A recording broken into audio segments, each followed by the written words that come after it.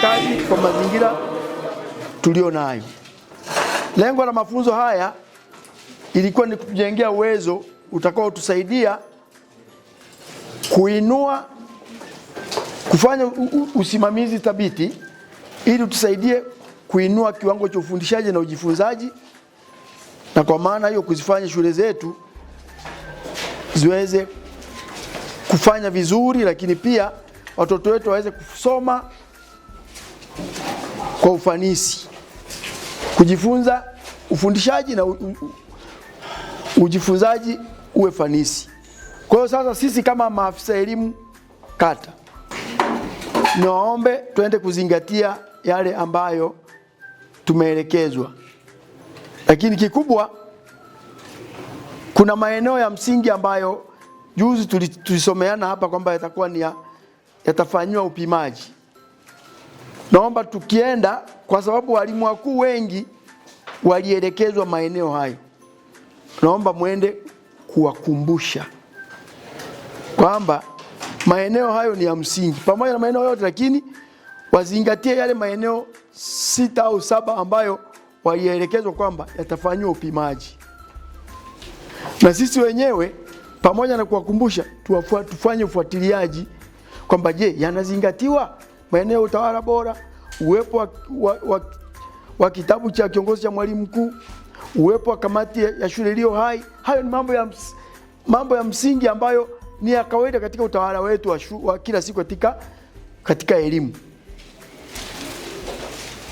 Kwa hiyo ili yote yaweze kufanyika, tujitahidi sana kuangalia kwamba je, vitu mfano kama mipango ya maendeleo ya shule, tuhakikishe kwamba shule zetu zina mipango ya maendeleo ya shule.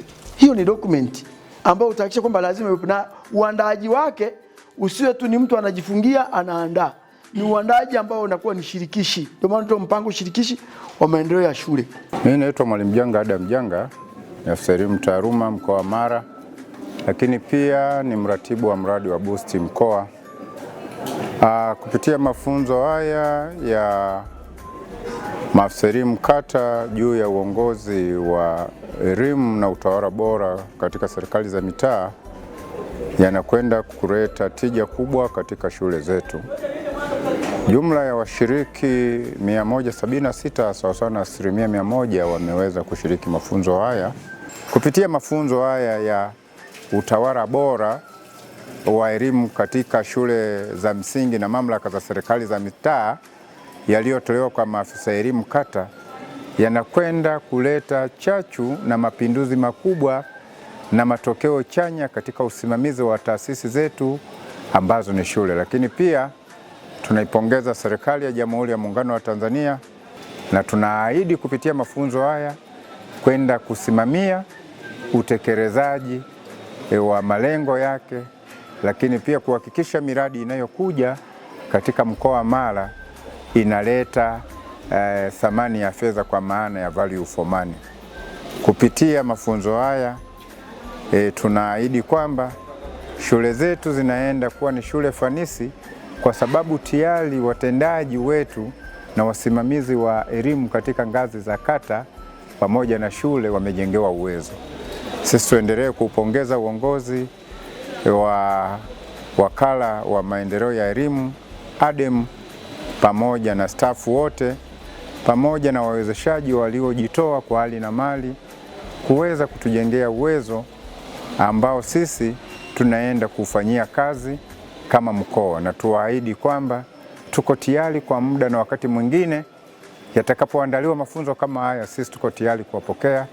Lakini pia pelekeni salamu zetu kwa mtendaji mkuu wa ADEM kwamba sisi kama mkoa tunahitaji basi kushirikiana kwa ukaribu katika kuandaa walimu wetu katika masuala mzima ya utawala na uongozi. Naitwa Mariam Hamisi Dinyo, ni afisa elimu kata ya Kasuguti. Katika uongozi tulikuwa tunaongoza kwa mazoea, lakini kwa kweli haya mafunzo yametuboresha zaidi, kwa sababu tumeangalia kuna misingi ya utawala bora, kuna namna kiongozi anatakiwa kushirikiana na watu wanaoongoza, lakini pia ni namna ambayo kiongozi anaweza akawa chachu katika kufikia malengo katika shule. Kwa kweli hapa nilichofurahia zaidi ni misingi ya utawala bora. Katika misingi ya utawala bora, kuna zile sifa za kiongozi ambazo anatakiwa awe nazo. Kwanza anatakiwa awe mwajibikaji, afuate sheria na kanuni, awe mfano kwa watu anaowaongoza, na kiwa mfano inakuwa rahisi hata kuwasimamia wale watu wake. Yanasaidia sana kwa sababu kwa mfano kama upande wangu mimi ilikuwa kuna baadhi ya shule na shule 3 katika kata yangu za msingi na moja ya sekondari. Kuna shule moja ilikuwa inanisumbua sana, nilikuwa napata changamoto kubwa sana ya kudili na yule mwalimu. Lakini katika haya mafunzo nimegain kitu kikubwa sana kwamba kumbe kiongozi unaweza ukawa kama rafiki kwa yule mtu na mkafikia hatua ya kuzungumza na kutatua migogoro inayomsumbua. Kwanza kabisa upate muda wa kumsikiliza yule unayemsimamia. Huenda ana changamoto ndio maana hata anashindwa kusimamia katika majukumu yake. Kwa hiyo ukiwa rafiki na yeye na ukapata muda wa kumsikiliza, itakuwa rahisi kumsaidia yeye kuongoza taasisi. Kwa majina anaitwa Sara Gelvas Wiso, ni afisa elimu kata kutoka kata ya Geita Sam, wilayani Serengeti, mkoa wa Mara. Kwa kweli ni vitu vingi nilikuwa sivifahamu na vingi nilivyokuja sio nitakavyoondoka. Nimefahamu namna nzuri ya kutatua migogoro kwenye vituo vyetu vya kazi, namna ya kutatua mgogoro ambao hautoathiri mtindo mzima wa ufundishaji na ujifunzaji.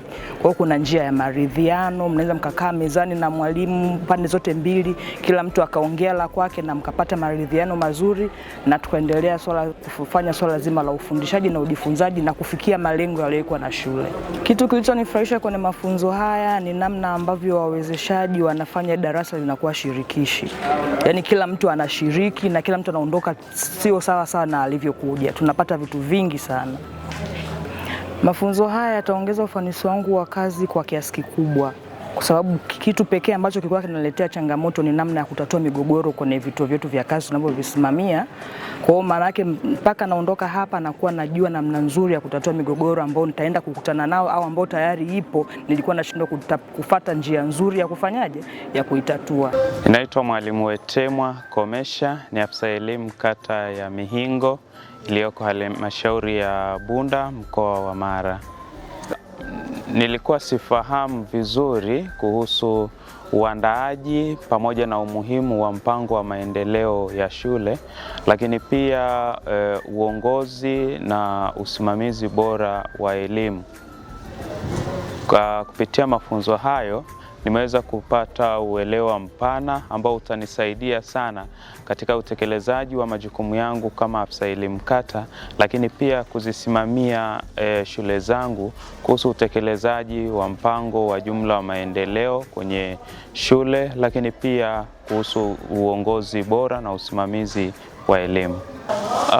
Kwa kweli kitu ambacho kimenifurahisha cha kwanza ni namna ya mafunzo yalivyoandaliwa. Ni mafunzo ambayo ni bora, lakini pia wawezeshaji wake wamekuwa wakitupatia maarifa, lakini wametumia mbinu nzuri sana ambazo zimetusaidia kuelewa.